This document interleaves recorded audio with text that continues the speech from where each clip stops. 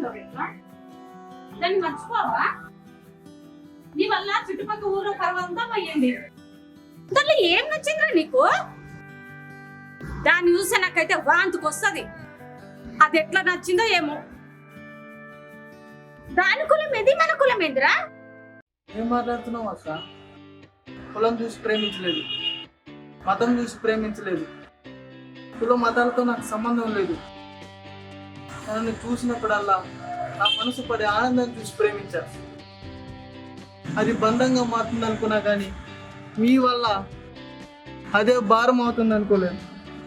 తమ్ముడు, బరువని నువ్వు అనుకుంటు, బాధ్యతని మేము అనుకుంటున్నాం. ఈ ప్రేమ పెళ్లిళ్ళ వల్ల కుల మత ఆచారాలు మట్టగలిసిపోతుంది. బాధ అయినా బాధ్యత అయినా భరించేది నువ్వే కదరా. అక్క, కుల మతాలతో నాకు పని లేదు.